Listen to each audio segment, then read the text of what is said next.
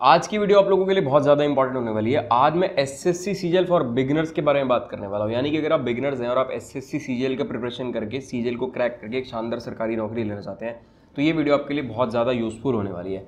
चाहे आप सीजीएल 2026 को टारगेट कर रहे हो, 27 को, 28 को, चाहे आप अभी स्कूल में हो, 12th क्लास में हो, चाहे आप कॉलेज में हो और आपका एम है सीजीएल को टारगेट करना, तो आप लोगों के लिए वीडियो बहुत ज़्यादा इंपॉर्टेंट होने वाली है। देखो, तीन टाइप के एस्पिरेंट्स मिलेंगे जो इस वीडियो को देखेंगे। एक वो एस्पिरेंट्स होंगे जो भी कॉलेज में होंगे और वो कॉलेज में रह करके सीजीएल की प्रिपरेशन स्टार्ट कर चुके होंगे। दूसरे एस्पिरेंट्स होंगे जो भी जॉब कर रहे होंगे, जॉब के साथ साथ सीजीएल की प्रिपरेशन कर रहे होंगे। और तीसरे एस्पिरेंट्स होंगे जो कुछ भी नहीं कर रहे हैं, ना जॉब कर रहे हैं, कॉलेज उनका कंप्लीट हो चुका है और वो सीजीएल की तैयारी कर रहे हैं। तो मैंने तीनों को ध्यान में रखते हुए एक शानदार स्ट्रैटेजी बनाई है। तीनों के लिए हम चीज़ें डिस्कस करेंगे। तीनों की जो स्ट्रैटेजी है उसमें थोड़े थोड़े डिफरेंसेस रहेंगे, तो हम सब कुछ डिस्कस कर लेंगे। बहुत ज़्यादा मेहनत से आप लोगों के लिए वीडियो बनाई है। कोशिश करिए कि इसमें सब कुछ कवर कर दिया जाए, इसमें कुछ भी ना बचे। जितने भी आप लोगों के डाउट्स के लिए मैसेजेस आते थे, कमेंट्स आते थे, मैंने सबको कवर करने की कोशिश करी है। और ऐसी वीडियो आपने आज तक कभी नहीं देखी होगी यूट्यूब पर। आपको जो स्ट्रैटेजी मैं आज बताने वाला हूं, अगर आपने वो स्ट्रैटेजी फॉलो कर ली तो आपको सरकारी नौकरी लेने से कोई रोक नहीं पाएगा। बस आपको सच्चे मन से तैयारी करनी है, मतलब अपने आप से झूठ नहीं बोलना। प्रिपरेशन कर रहे हो तो प्रॉपर प्रिपरेशन करनी है, जिस तरीके से प्रिपरेशन मैं बताने वाला हूं। देखो, सीजीएल के बारे में आप सब लोगों को पता होगा। जिन लोगों को नहीं पता, मैंने एक वीडियो बना रखी है एसएससी सीजीएल क्या है, उसका लिंक मैं आपको डिस्क्रिप्शन में दे दूंगा। अभी जो वीडियो चल रही है इस वीडियो को देख लो, उसके बाद एसएससी सीजीएल क्या है वीडियो जाके देख लेना, या आप यूट्यूब पर सर्च कर लेना एसएससी सीजीएल क्या है कपूर गुरुकुल, आपको मेरी वीडियो मिलेगी। उसमें आपके सीजीएल से रिलेटेड सारे डाउट्स क्लियर हो जाएंगे। वैसे ही आज की वीडियो में स्ट्रैटेजी से रिलेटेड सारे डाउट्स कवर हो जाएंगे। बुक लिस्ट, टाइम टेबल, कैसे पढ़ना है, क्या गलतियां नहीं करनी है, क्या किस डायरेक्शन में जाना है, सब कुछ बताऊंगा। बहुत जरूरी होता है एक सही डायरेक्शन में जाना। अगर आप एक सही डायरेक्शन में चलेंगे ना तो आपकी नौकरी लग जाएगी, आपकी प्रिपरेशन सही यूजफुल होगी। बट अगर आपने इनिशियली ही गलत डायरेक्शन पकड़ ली तो वो आपकी तैयारी ना डे बाय डे खराब होती रहेगी, कोई फायदा नहीं है। क्योंकि देखो, मार्केट में ना ऐसे आपको बहुत लोग मिलेंगे जो आपको गलत डायरेक्शन में ले जाने की कोशिश करेंगे, तो आपको उनके बारे में नहीं सोचना है। एक बार मेरी ये वाली वीडियो कंप्लीट देख लो, फिर आप लोग खुद ही बता देना कि आपको कैसी वीडियो लगी और आपको कैसी स्ट्रैटेजी लगी। एसएससी सीजीएल के थ्रू बहुत सारी अलग अलग टाइप्स की जॉब्स लगती हैं, अलग अलग ग्रेड पे की जॉब होती है, अलग अलग लेवल की अलग अलग सैलरी होती है। बट जो मेजर जो लोगों का टारगेट रहता है ना, मोस्टली जो एक्सपीरियंस होते हैं उनका जो टारगेट रहता है वो रहता है इंस्पेक्टर पोस्ट या एएसओ पोस्ट, यानी कि 4600 ग्रेड पे वाली लेवल 7 वाली पोस्ट, जैसे कि GST inspector, income tax inspector, CBI sub inspector, narcotics, ED, ASO in CSS, ASO in ME, इन सब के बारे में मैंने आपको बता ही दिया है। एसएससी सीजीएल क्या है मेरी वीडियो देख लो, सारी की सारी क्लैरिटी मिल जाएगी। अब देखो, हम अपनी स्ट्रैटेजी डिस्कस करने से पहले इनिशियली कुछ पॉइंट्स डिस्कस कर लेते हैं जो सीजीएल के लिए बहुत ज़्यादा इंपॉर्टेंट है। क्योंकि अगर ये चीज़ें आप नहीं कर पाओगे तो सीजीएल आप क्रैक नहीं कर सकते। अगर ये चीज़ें जो मैं पॉइंट्स बता रहा हूँ अगर ये आप में नहीं है तो आप अपना समय खराब मत करो, ना तो आप इस वीडियो को देखो और ना आप सीजीएल की तैयारी करो। सबसे जरूरी है कंसिस्टेंसी। सीजीएल जैसे पेपर को क्रैक करने के लिए कंसिस्टेंसी बहुत ज़्यादा इंपॉर्टेंट है। अगर आप कंसिस्टेंटली नहीं पढ़ सकते हो तो वीडियो भी मत देखो, तैयारी भी मत करो, आप सिर्फ और सिर्फ अपना समय खराब कर रहे हो। उसके बाद पेशेंस बहुत जरूरी है। देखो, सरकारी नौकरी कोई भी हो, चाहे सीजीएल हो चाहे कोई भी हो, उसको क्रैक करने के लिए पेशेंस चाहिए ही चाहिए। उसके बाद आपको घबराना नहीं है, डरना नहीं है। कुछ लोग वैकेंसीज देखकर, कंपटीशन देखकर डर जाते हैं, घबरा जाते हैं। बिल्कुल भी मत डरो, बिल्कुल भी मत घबराओ। आपको एक ही सीट चाहिए, वो सीट आपको मिल जाएगी अगर आप तैयारी करोगे तो। सेल्फ कॉन्फिडेंस बहुत ज़्यादा जरूरी है। सेल्फ कॉन्फिडेंस होगा तभी अच्छे से तैयारी हो पाएगी। ऐसे लोगों को अपने पास रखो जो आपको मोटिवेट करें, जो आपको डीमोटिवेट करें। उनसे ज़्यादा फालतू बात ही नहीं करनी है आपको। जो लोग मोटिवेट करें तैयारी के लिए उनको रखो अपने साथ, उन लोगों के साथ रहो। और फालतू ढिंढोरा भी नहीं पीटना। दुनिया को नहीं बताना कि आप सरकारी नौकरी की तैयारी कर रहे हो, सिर्फ आपकी फैमिली को पता होना चाहिए कि आप सरकारी नौकरी की तैयारी कर रहे हो। और इन सबसे ज़्यादा इंपॉर्टेंट जो एक चीज़ है वो है लिमिटेड रिसोर्सेज रखने हैं, लिमिटेड बुक्स रखनी है। कुछ लोग क्या गलतियां करते हैं, एक ही सेक्शन के लिए, एक ही सब्जेक्ट के लिए 10-10 किताबें ले लेते हैं। भाई, वो ना आप अपना समय बर्बाद ही कर रहे हो। आपको बहुत लिमिटेड किताबें रखनी है, उन्हीं किताबों को बार बार पढ़ना है। जितनी बार पढ़ोगे उतनी आपकी तैयारी अच्छी होती चलेगी। अब हम फटाफट से एग्जाम पैटर्न डिस्कस कर लेते हैं शॉर्ट में और फिर अपनी स्ट्रेटेजी की तरफ चलते हैं। सबसे पहले आप लोगों का टीयर 1 होता है। जो लोग टीयर 1 को क्वालिफाई कर लेते हैं वो टीयर 2 देते हैं और टीयर 2 के बेसिस पर मेरिट बनती है। यानी कि टीयर 1 क्वालिफाइंग इन नेचर होता है, टीयर 2 मेरिट बेस्ड होता है। टीयर 2 के बेसिस पर आपके मार्क्स आते हैं, आपकी रैंक आती है और उसी के बेसिस पर आपको आपकी नौकरी का पता चलता है कि आपको कौन सी नौकरी मिलेगी। इसके बाद आपका बेसिक, फिजिकल, मेडिकल, डीवी, वो सारी फॉर्मेलिटीज होती हैं, वो सारी चीज़ें होती हैं और वो बेसिक होती है। उसमें मतलब बहुत कम लोग होते हैं जो उसमें रिजेक्ट हो जाते हैं। मेन आपका रिटन पेपर ही है टीयर 1 और टीयर 2। कुछ लोग प्रिपरेशन में टीयर 1 और टीयर 2 की तैयारी अलग अलग करते हैं, बट हम ऐसा नहीं करेंगे। हम टीयर 1 और टीयर 2 दोनों की तैयारी साथ साथ करते हुए चलेंगे। हम ऐसी प्रिपरेशन करेंगे कि हमारे टीयर 1 और टीयर 2 दोनों की तैयारी साथ साथ हो, क्योंकि टीयर 1 के बाद टीयर 2 में बहुत लिमिटेड समय होता है। टीयर 1 को प्रीलिम्स भी बोलते हैं, टीयर 2 को मेंस भी बोलते हैं। और दोनों में कुछ बहुत ज़्यादा डिफरेंस है नहीं, सेम सिलेबस है, ऑलमोस्ट सिमिलर सा पैटर्न है, वो मैं आपको बता ही दूंगा। कुछ ज़्यादा डिफरेंस भी नहीं है। फर्क क्या है, फर्क ये है कि टीयर 1 में प्रीलिम्स में जो सवाल होते हैं उसमें मान लो अगर किसी एक सवाल में एक कॉन्सेप्ट लग रहा है, जैसे फॉर एग्जांपल मैथ्स का कोई सवाल है जिसमें आपका मैथ्स में आपका टीयर 1 में एक सवाल है जिसमें आपका सिर्फ परसेंटेज चैप्टर का कॉन्सेप्ट लग रहा है, वहीं हो सकता है कि टीयर 2 में मेंस में कोई ऐसा सवाल आ जाए जिसमें परसेंटेज के साथ साथ टाइम एंड वर्क 2 चैप्टर्स का कॉन्सेप्ट लग रहा हो। बस इतना सा ही डिफरेंस होता है, कोई बहुत ज्यादा मेजर डिफरेंस नहीं होता। टीयर 1 में 4 सेक्शन आते हैं, वही सेक्शन सेम आपके टीयर 2 में भी आते हैं। मैथ्स, इंग्लिश, रीजनिंग और जीके, चारों सेक्शंस में से 25-25 सवाल आते हैं और हर सवाल 2-2 नंबर का होता है, यानी कि हर सेक्शन आपका 50+ नंबर का हो गया। टोटल 100 सवाल आते हैं, टोटल 200 नंबर का पेपर होता है। 1 घंटे का पेपर होता है। नेगेटिव मार्किंग होती है 0.5 मार्क्स की, यानी कि सवाल सही हुआ तो आपको +2 मार्क्स मिलेंगे, सवाल गलत हो गया तो 0.5 मार्क्स आपके डिडक्ट होंगे। जो मिलने थे वो तो मिलेंगे ही नहीं, साथ में 0.5 मार्क्स डिडक्ट भी हो जाएंगे।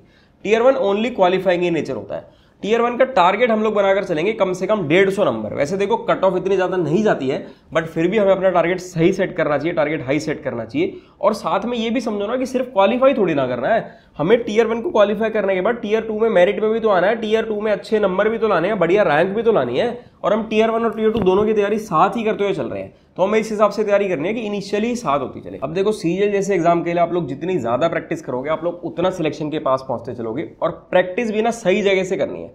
पहले कहावत होती थी practice makes the man perfect, but मैं कहूंगा perfect practice makes the man perfect. तो आप जितनी परफेक्ट प्रैक्टिस करोगे उतना अच्छा होगा। तो जिन बुक से आपको पढ़ना है मेरे हिसाब से मैं आप लोगों को वो बुक्स बता देता हूँ, इन सभी बुक्स का लिंक मैं आपको डिस्क्रिप्शन में दे दूंगा। देखो ये मैथ्स की किताब है, ये RS अग्रवाल की किताब है, एस चांद की। इसमें आपको मैथ्स के सारे जो इंपॉर्टेंट सवाल है ना वो सारे मिल जाएंगे एमसीक्यू फॉर्म में, और साथ में उनके सॉल्यूशंस भी मिल जाएंगे, और सॉल्यूशंस प्रॉपर वे में एक्सप्लेन करेंगे, बिल्कुल लेटेस्ट पैटर्न के हिसाब से, लेटेस्ट एग्जाम पैटर्न के हिसाब से है। एक्चुअल एग्जाम में जिस टाइप के क्वेश्चन आते हैं वो क्वेश्चन आपको इसमें देखने को मिलेंगे, प्रीवियस ईयर क्वेश्चन भी आपको इसमें देखने को मिलेंगे। ये किताब आपके लिए बहुत ज्यादा यूजफुल है, आप इससे प्रैक्टिस करो तो आप प्रिपरेशन के बहुत पास पहुंचते चलोगे। सिमिलरली जैसे मैथ्स की किताब है, सिमिलरली रीजनिंग की भी किताब है RS अग्रवाल की, एस चांद की। इसमें भी आपको एमसीक्यू फॉर्म में क्वेश्चंस मिल जाएंगे, कॉन्सेप्ट भी आपको समझ में आएंगे। जब आप उसके सॉल्यूशन देखोगे, आप सवाल पढ़ोगे, आप समझोगे तो आपको सारे कॉन्सेप्ट समझ में आएंगे।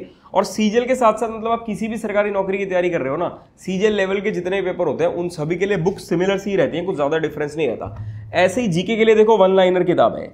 अब जैसे मैं आपको अभी सेक्शन वाइज स्ट्रेटेजी बताऊंगा उसमें एक्सप्लेन करूंगा कि किस बुक से आपको कैसे पढ़ना है। बट ये जो तीनों बुक्स आपको दिखाई है एस चांद की बुक्स हैं, ये तीनों बुक्स आपकी प्रिपरेशन के लिए बहुत यूजफुल रहेंगी। लिंक्स आपको डिस्क्रिप्शन में मिलेंगे, आप लेना चाहो तो ले लेना। आप खरीदने से पहले मार्केट में जाकर एक बार देख सकते हो बुक्स को, फिर आपको आइडिया लगेगा। बट मेरे हिसाब से ये बुक्स अच्छी हैं और आपकी प्रिपरेशन में यूजफुल रहेंगी। इंग्लिश के लिए नीतू सिंह मैडम की किताब आती है, नीतू सिंह वॉल्यूम 1, वो इंग्लिश की प्रिपरेशन के लिए बहुत यूजफुल रहेगी आपकी। उसमें भी 2 वर्जन आते हैं, इंग्लिश वर्जन भी, हिंदी वर्जन भी। मुझे पर्सनली हिंदी वर्जन बेटर लगता है। और कुल मिला के खेल सारा प्रीवियस ईयर क्वेश्चंस का है और प्रैक्टिस का है। तो जो बुक्स मैंने आप लोगों को बताई हैं, इन बुक्स से आपकी प्रैक्टिस बहुत अच्छी हो जाएगी, साथ में कॉन्सेप्ट्स क्लियर होते चलेंगे, क्योंकि जो सॉल्यूशंस हैं उसमें कॉन्सेप्ट्स बहुत अच्छे से एक्सप्लेन करेंगे और एक्चुअल एग्जाम पैटर्न के ऊपर है, प्रीवियस ईयर क्वेश्चंस भी है। तो कुल मिलाकर कॉम्बिनेशन है बेस्ट चीज होगा, तो आपकी प्रिपरेशन में यूजफुल रहेगा। अब टीयर 2 की अगर मैं बात करूं, टीयर 1 जो क्वालिफाई करेंगे वो टीयर 2 देंगे, और टीयर 2 मेरिट बेस्ड होगा। टीयर 2 में 4 सेक्शंस आते हैं, मैथ्स, रीजनिंग, इंग्लिश और जीके। मैथ्स और रीजनिंग दोनों में से 30-30 सवाल आते हैं, हर सवाल 3-3 नंबर का होता है, यानी कि 90 नंबर की मैथ्स और 90 नंबर की रीजनिंग। इंग्लिश से 45 सवाल आते हैं, जीके से 25 सवाल आते हैं, यानी कि 135 नंबर की इंग्लिश और 75 नंबर की जीके। टोटल पेपर में 130 सवाल होते हैं और टोटल पेपर 390 नंबर का होता है। टोटल 2 घंटे का पेपर होता है, 1 घंटा सेशन 1 जिसमें मैथ्स और रीजनिंग होता है, उसके बाद 1 घंटा सेशन 2 जिसमें इंग्लिश और जीके होता है। नेगेटिव मार्किंग इसमें भी होती है 1 नंबर की, यानी कि सही सवाल हुआ तो ठीक है 3 नंबर मिलेंगे, गलत सवाल हुआ तो जो 3 नंबर मिलने थे वो नहीं मिलेंगे, साथ में 1 नंबर डिडक्ट हो जाएगा। टोटल पेपर जो है ना, इसका जो टारगेट मेरे हिसाब से हमें बनाना चाहिए 390 नंबर में से, वो हमें बनाना चाहिए 350 350 नंबर का। कुछ लोगों को लग रहा होगा कि 350 नंबर बहुत ज्यादा है, कुछ ज्यादा नहीं है, आपको अभी सुनने में लग रहा है, बट जब आप लोग प्रिपरेशन करोगे, फिर आप लोग मॉक टेस्ट लगाओगे तो आपको पता चलेगा कि 350 नंबर लाना बहुत ज्यादा मुश्किल नहीं है। अगर आप सीरियस एस्पिरेंट हो, ढंग से पढ़ते हो, तो आप इतना अचीव कर सकते हो, और इतने मार्क्स बहुत कंफर्टेबल है, इतने मार्क्स में आपको बहुत अच्छी नौकरी मिल सकती है। बाकी देखो एग्जाम पैटर्न जो उस दिन पेपर आएगा, क्या लेवल है, किस टाइप का पेपर है, उस पर बहुत कुछ डिपेंड करेगा। बट अभी का जो इतने सालों का मैं आपको सिनेरियो बता रहा हूँ और अपना एक्सपीरियंस बता रहा हूँ, उस हिसाब से मुझे लगता है कि 350 नंबर ठीक है। इसके बाद आपका कंप्यूटर का टेस्ट भी होता है और टाइपिंग टेस्ट भी होता है। कंप्यूटर टेस्ट में 15 सवाल आते हैं और हर सवाल 3 नंबर का होता है, यानी कि 45 नंबर का होता है। ये क्वालिफाइंग ही नेचर होता है। 15 मिनट का कंप्यूटर टेस्ट होता है, 15 मिनट का ही टाइपिंग टेस्ट होता है। बट इसको भी निगलेक्ट नहीं करना, क्योंकि बहुत सारी ऐसी नौकरियां हैं जिसमें ये क्वालिफाई करना मैंडेटरी है। तो ऐसा नहीं होना चाहिए कि आप मतलब बाकी आपके नंबर बहुत अच्छे आ गए बट जो आपका एम था, जो आपको नौकरी चाहिए थी, उसमें आप रह गए क्योंकि आप कंप्यूटर में पास नहीं हो, आप कंप्यूटर में क्वालिफाई नहीं करा। तो इसलिए कंप्यूटर को भी सही समय देना है, बट अभी नहीं पढ़ना। कंप्यूटर को आप लोग बाद में पढ़ना, जब आपका पेपर होना होगा उससे 15-20 दिन, महीने पहले पढ़ना, उतने में ईजिली तैयारी हो जाएगी। बहुत ही ईजी पतली सी कोई एक किताब ले लेना और उससे पढ़ लेना। अब हम लोग पहले टाइम टेबल की बात कर लेते हैं, फिर हम सेक्शन वाइज स्ट्रेटजी की बात करेंगे। देखो 3 टाइप के एस्पिरेंट्स हैं, एक जो ओनली प्रिपरेशन कर रहे हैं, एक जो कॉलेज गोइंग है और एक जो नौकरी के साथ साथ कर रहे हैं। पहले जो ओनली प्रिपरेशन कर रहे हैं उनकी बात कर लेते हैं। जो सिर्फ तैयारी कर रहे हैं, कुछ नहीं कर रहे, आप ये मानकर चलो कि यही आपकी जॉब है, यही आपकी नौकरी, आप ये कर रहे हो। अगर आप लोग नौकरी करते, आज की डेट में आप कोई भी नौकरी ले लो, चाहे वो गवर्नमेंट जॉब हो चाहे वो प्राइवेट जॉब हो, आपको एवरेज 8 से 10 घंटे देने पड़ते हैं नौकरी में। तो हम मानकर चलेंगे यही नौकरी है, तो हम अपना टाइम टेबल 8 से 10 घंटे बनाएंगे जो सिर्फ प्रिपरेशन कर रहे हैं। और 8 से 10 घंटे अगर आपने सीरियसली पढ़ लिया ना, और आप ढंग से पढ़ोगे, मतलब पढ़ते समय यही दिमाग हो, ऐसा ना हो कि दिमाग पढ़ तो यहाँ रहे हो बट दिमाग कहीं और चल रहा है, बीच में रील देख रहे हो, फोन यूज कर रहे हो, नहीं ऐसे नहीं। पढ़ रहे हो तो सिर्फ पढ़ाई, 6 से 8 महीने 8 से 10 घंटे पढ़ लो, कोई ताकत नहीं रोक पाएगी आपको सरकारी नौकरी लेने से। बट वो सीरियस स्टडी होनी चाहिए, अपने आप को झूठ नहीं बोला, ढंग से प्रॉपर फुल एफिशिएंसी का तैयारी करो, आपको सरकारी नौकरी जरूर मिलेगी। अब इस 8 घंटे का ब्रेकअप मैं आपको बता दूं। देखो मैथ्स और इंग्लिश, इन दोनों को ज्यादा समय देना है। 2.5 घंटे मैथ्स को दो, 2.5 घंटे इंग्लिश को दो। रीजनिंग और जीके, इन दोनों को मिलाकर आप लोग 1.5 घंटा दे दो। वो आप लोग देखो कि आपको डेली पढ़नी है रीजनिंग और जीके, या ऐसा करना है कि एक दिन रीजनिंग पढ़ ली, एक दिन जीके पढ़ ली, वो आपके ऊपर है, जैसे आपको कंफर्टेबल लगे। इसके बाद मॉक टेस्ट को 1 घंटा देना है डेली, और मॉक टेस्ट के एनालिसिस को आधा घंटा देना है डेली। अभी आगे मॉक टेस्ट का भी डिस्कस करेंगे डिटेल में, अभी फिलहाल टाइम टेबल डिस्कस कर लेते हैं। तो 8 घंटे का मैंने आपको टाइम टेबल बताया। अगर आप इसको 8 घंटे से 10 घंटे का बनाना चाहो तो जो समय बढ़ाना है वो समय आप लोग मैथ्स और इंग्लिश में बढ़ाना, क्योंकि वो थोड़ा ज्यादा इंपॉर्टेंट होता है, उसको आपको प्रॉपर तरीके से पढ़ना है। रीजनिंग और जीके हो जाएगा इतने समय में जितना समय मैंने आपको बताया। अब रही बात कॉलेज गोइंग स्टूडेंट्स की, और रही बात जो जॉब के साथ साथ कर रहे हैं। देखो कॉलेज गोइंग, मुझे लगता है कि कॉलेज के साथ साथ ना एक इंसान लगभग दिन के 2.5 घंटे निकाल सकता है इजीली तैयारी के लिए। तो अगर आप लोग कॉलेज के इनिशियल स्टेज से ही तैयारी स्टार्ट कर देते हैं और आप लोग डेली 2.5 घंटे ही पढ़ते रहें, उसको आपको सेट करना है कि एक दिन आप लोग मैथ्स और जीके पढ़ लो, एक दिन आप लोग इंग्लिश और रीजनिंग पढ़ लो। इस टाइप से, मतलब जैसे भी आपको बेस्ट सूटेबल लगे उस हिसाब से आपको सेट करना है। अगर आप कॉलेज में 2.5 घंटे डेली पढ़ लोगे ना, तो खेल खेल में तैयारी हो जाएगी, मजाक मजाक में तैयारी हो जाएगी। ऐसा भी नहीं लगेगा कि स्पेशली टाइम निकल के आपने प्रिपरेशन करी, और प्रिपरेशन भी बहुत अच्छी हो जाएगी। यानी कि जब आप लोग कॉलेज से बाहर निकलोगे तब तक आपकी प्रिपरेशन बहुत अच्छी हो चुकी होगी, और कॉलेज से बाहर निकलते ही आप जब सीजीएल दोगे या कोई भी गवर्नमेंट एग्जाम दोगे तो आपको बहुत कॉन्फिडेंस होगा और बहुत इजीली आप उस एग्जाम को क्रैक कर पाओगे। अब रही बात जॉब के साथ वालों की, देखो जो लोग जॉब कर रहे हैं उनको अपनी जॉब का बेस्ट पता है कि वो जॉब के साथ साथ कितना समय दे सकते हैं। दिन के 3 घंटे दे सकते हैं, 4 घंटे दे सकते हैं, 5 घंटे दे सकते हैं। जॉब के साथ थोड़ा सा डिफिकल्ट तो है, बट आपको नौकरी भी करनी है और साथ में एक सरकारी नौकरी भी चाहिए, तो थोड़े से चैलेंजेस फेस करने पड़ेंगे। तो कोशिश करो जितना मैक्सिमम समय दे पाओ उतना मैक्सिमम समय दो, और मतलब आप अपने हिसाब से अपना टाइम टेबल सेट कर लो। स्ट्रेटेजी में बताऊंगा आपको, बट टाइम टेबल आप अपने हिसाब से अपना सेट करो। अब हम बात कर लेते हैं स्ट्रेटेजी की। देखो 4 सेक्शंस हैं, चारों सेक्शंस इंपॉर्टेंट है। अगर कुछ साल पहले चले जाओ तो अब एग्जाम पैटर्न अलग था, बट आज एग्जाम पैटर्न अलग है। आज की डेट में चारों सेक्शंस इंपॉर्टेंट है। आप किसी भी सेक्शन को निगलेक्ट नहीं कर सकते, किसी भी सेक्शन को स्किप नहीं कर सकते। आपको कुछ भी वीकनेस नहीं छोड़नी, आपको हर चीज़ को अपनी स्ट्रेंथ में कन्वर्ट कर लेना है और एक राइट डायरेक्शन में प्रिपरेशन करनी है, जिस तरीके से मैं आपको बताने वाला हूँ। देखो बहुत सारे लोग आपको भटकाएंगे, बहुत सारे लोग आपको डीमोटिवेट करेंगे, आपको उस डायरेक्शन में जाना ही नहीं है। कोई कहेगा आप पेपर बहुत मुश्किल आता है, पहले बहुत आसान आता था। देखो ऐसा कुछ नहीं है, जो पढ़ने वाले हैं उनके लिए हमेशा ईजी है और जो ना पढ़ने वाले हैं उनके लिए हमेशा ही मुश्किल है। तो अगर आप लोग ढंग से सीरियसली पढ़ लोगे तो कोई मुश्किल नहीं है इस पेपर को क्रैक करना। अब हम स्टार्ट करते हैं। सबसे पहले हम लोग मैथ्स की बात कर लेते हैं। देखो मैथ्स ना मोस्ट इंपॉर्टेंट भी है, बहुत सारे लोगों को डर भी लगता है, बहुत सारे लोगों को अच्छा भी लगता है। मिक्स्ड ओपिनियंस है, मिक्स्ड रिव्यूज है, मतलब एस्पिरेंट के ऊपर है। आपको स्क्रीन पर जो चैप्टर्स दिख रहे हैं ये कंप्लीट मैथ्स का सिलेबस है आपका। मैथ्स के जो मेजर चैप्टर्स हैं वो ये हैं। अब मैं एक चैप्टर को ब्रेक करके उसमें से 4 चैप्टर बना दूंगा, एक अलग बात है, बट मेजर चैप्टर्स मैंने आप लोगों को ये बता दिए हैं, ये आपके मैथ्स के मेजर चैप्टर है। अब कैसे पढ़ना है, सबसे पहले तो इसी सीक्वेंस में कोशिश करो पढ़ने की जो सीक्वेंस मैंने आपको दिखाई है। अगर आप लोग कोचिंग लगा सकते हो तो कोचिंग लगा लो। देखो जो लोग सिर्फ पढ़ाई कर रहे हैं उनके लिए बेटर है, मैं कहूँगा कोई ना कोई कोचिंग लगा लो, ऑनलाइन कोचिंग ही लगाना। और जो जॉब के साथ या कॉलेज के साथ पढ़ रहे हैं वो देखो आप यूट्यूब से ही पढ़ सकते हो, बट यूट्यूब से सबसे बड़ा चैलेंज आता है कि कहाँ से पढ़ें, क्योंकि इतने ज़्यादा रिसोर्सेज हैं कि उनको शॉर्टलिस्ट करना ही मुश्किल है। तो आज की वीडियो में तो मैं नहीं बताने वाला, बट अगर आपको यूट्यूब रिसोर्सेज के बारे में जानना हो कि कहाँ से फ्री पढ़ें जो बेस्ट है, या आपको बेस्ट कोचिंग के बारे में जानना हो कि ऑनलाइन बेस्ट कोचिंग कौन सी है, तो आप कमेंट कर देना। इसके ऊपर मैं एक अलग से डेडिकेटेड वीडियो बना दूंगा जिसमें आपको कोचिंग और यूट्यूब वीडियोस दोनों के बारे में बता दूंगा। तो अभी ये बात करते हैं कि पहले इस सीक्वेंस में पढ़ो कोचिंग से, उसके बाद अपना नोट्स का रजिस्टर तैयार करो। नोट्स का रजिस्टर बहुत ज़्यादा ज़रूरी है आपकी प्रिपरेशन में, आपको बहुत ज़्यादा, मतलब अगर आपको सिलेक्शन चाहिए तो नोट्स का रजिस्टर होना ही चाहिए। उसमें हर चैप्टर होना चाहिए और हर चैप्टर में जितने भी टाइप्स है ना, हर टाइप का एटलीस्ट एक सवाल जरूर नोट डाउन होना चाहिए, रिवीजन के लिए बाद में काम आएगा। और जो आपका नोट्स का जो रजिस्टर आप बना रहे हो ना, इस नोट्स के रजिस्टर में ना हर चैप्टर के एंड में ना 10 से 15 शीट छोड़ देनी है। वो मैं अभी आपको बताऊंगा कि आपको क्यों छोड़नी है। अब आपने कोचिंग से पढ़ लिया, वहां से ट्रिक सीखे, सारे के सारे ट्रिक सीखने आपको सारे, और फिर आपने नोट्स के रजिस्टर में नोट डाउन करा हर टाइप का एक सवाल। अब बात आती है क्वेश्चंस को प्रैक्टिस करने की, क्वेश्चंस को पढ़ने की। जो बुक्स मैंने आपको बताई आप लोग इन बुक्स से पढ़ लो। अगर आपके पास कोई और प्रीवियस ईयर क्वेश्चन की किताब है आप वहां से पढ़ लो, जहां से आपको ठीक लगे आप लोग वहां से पढ़ो। प्रीवियस ईयर क्वेश्चंस की मैक्सिमम टू मैक्सिमम प्रैक्टिस करनी है, क्योंकि प्रीवियस ईयर क्वेश्चंस ही सबसे ज्यादा जरूरी है आपके लिए। जो लोग सिर्फ तैयारी कर रहे हैं या जो लोग कॉलेज में हैं, इन दोनों के पास बहुत समय है, तो इन लोगों को एक एक सवाल करना है और एक किताब को बार बार पढ़ना है। क्योंकि अभी आपके पास इतना समय, आप जब तैयारी करोगे, जब आपकी एक बार तैयारी खत्म हो जाएगी, दूसरी बार फिर पढ़ो, तीसरी बार फिर पढ़ो, किताब को बार बार पढ़ते रहो। जो लोग नौकरी के साथ साथ तैयारी कर रहे हैं उनको हमें थोड़ा सा समय बचाना है, तो उनको एक तो सारे सवाल नहीं करने किताब से, वो लोग स्किप करते हो चलो, या तो ऑल्टरनेट कर लो, या अगर और कम समय है तो ऐसे कर लो, एक सवाल करा फिर दो छोड़े, फिर एक करा फिर दो छोड़े। और जो नोट्स का रजिस्टर बना रहे हो, फिर एक बार किताब करने के बाद जब रिवीजन करोगे उस समय सिर्फ और सिर्फ नोट्स के रजिस्टर को रिवाइज कर लेना, किताब को रिवाइज मत करना, क्योंकि आपके पास समय कम होगा। अगर समय है तो जैसे मैंने बताया कि हर सवाल करो और किताब को बार बार पढ़ो। जो हर चैप्टर के एंड में 10 से 15 शीट छुड़वाई है ना मैंने, उसमें आपको वो सवाल नोट डाउन करने हैं। जब आप बाद में मॉक टेस्ट लगाओगे या रिवीजन करोगे, उस समय पर कुछ अगर डिफरेंट टाइप को डिफरेंट सवाल देखने को मिल गया जो आपने तब तक नहीं देखा था, और देखने को मिलेंगे जब आप बाद में मॉक टेस्ट लगाओगे तो जरूर मिलेंगे ऐसे सवाल। उनके लिए मैंने आपको बोला है कि हर चैप्टर के एंड में आपको 10 से 15 शीट छोड़नी है, क्योंकि वो भी आपके लिए इंपॉर्टेंट हो जाएंगे ना जब आप रिवीजन करोगे। रिवीजन के लिए मैं आगे बताऊंगा कैसे रिवीजन करनी है, 10 से 15 शीट्स का आपको बता दिया। अब बात कर लेते हैं इंग्लिश की। देखो, इंग्लिश से घबराओ मत, डरो मत। इंग्लिश बहुत स्कोरिंग और बहुत ईजी है, सबसे ज्यादा स्कोरिंग ही इंग्लिश है।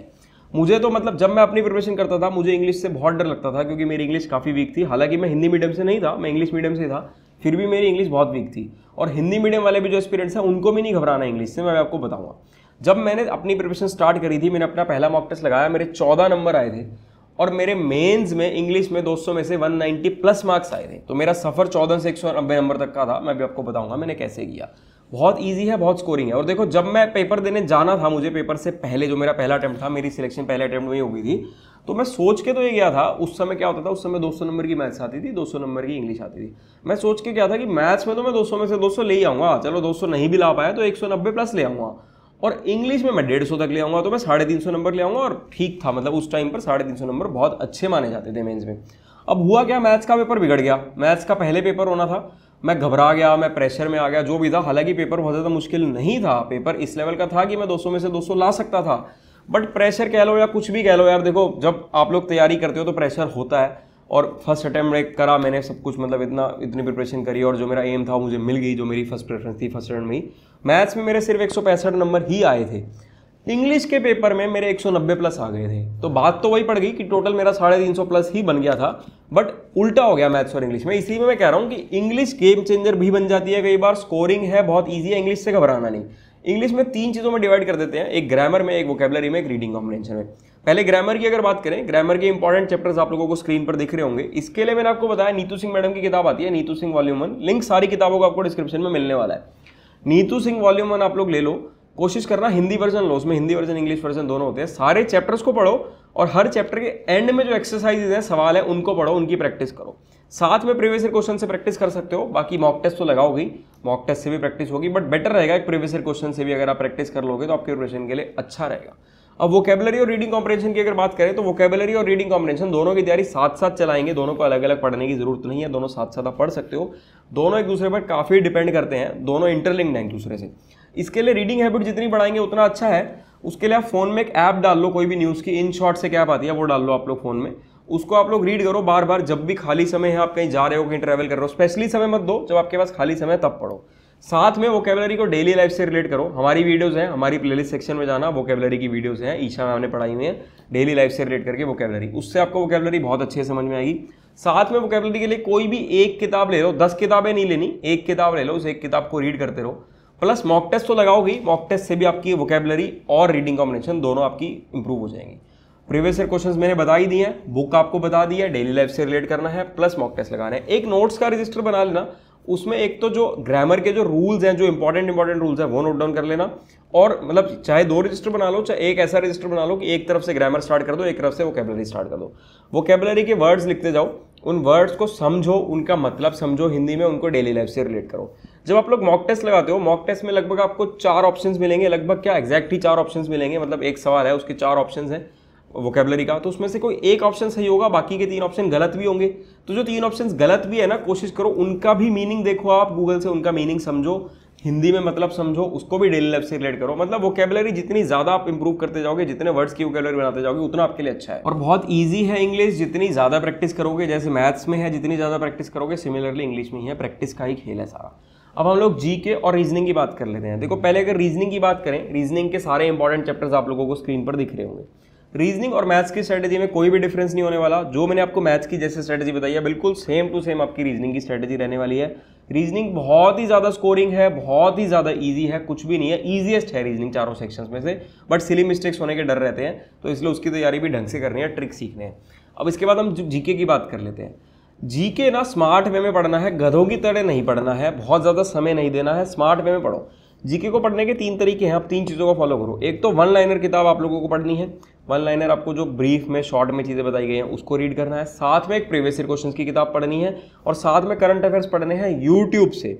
तीनों चीज़ें आपके लिए बहुत ज़्यादा इंपॉर्टेंट है। 1 लाइनर और प्रीवियस ईयर क्वेश्चंस अभी पढ़ लो, बट जो करंट अफेयर्स हैं, करंट अफेयर्स आप लोगों को पढ़ने हैं पेपर से 1 महीना पहले। उस 1 महीने में आप लोग कोशिश करो 6 मंथली करंट अफेयर्स पढ़ लो। 6 मंथ की करंट अफेयर्स की वीडियोस मिलेंगी। लास्ट 2 साल के करंट अफेयर्स पढ़ो, 6 मंथ्स की 4 वीडियो, 6 महीने की 4 वीडियो देखोगे, 2 महीने की 2 साल के करंट अफेयर्स आपके कवर हो गए। और वीडियो ना उसको आप डबल की स्पीड पर देख लेना या स्किप करते चलना, क्योंकि उसमें ना बहुत टाइम बहुत खराब किया गया होता है ऐसी वीडियोस में।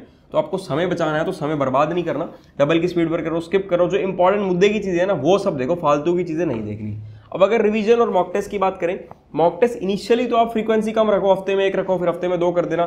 धीरे धीरे जैसे आपकी तैयारी बढ़ती जाएगी, डेली का एक मॉक टेस्ट लगाना। और मॉक टेस्ट ना किसी एक कंपनी का नहीं लगाना, मॉक टेस्ट 2 अलग अलग ब्रांड्स के ले लो, 2 अलग अलग कंपनीज के ले लो, और दोनों अलग अलग कंपनीज के मॉक टेस्ट लगाओ। इससे आपका माइंड अलग अलग डायरेक्शन में चलेगा और हर तरह से बेटर रहेगा।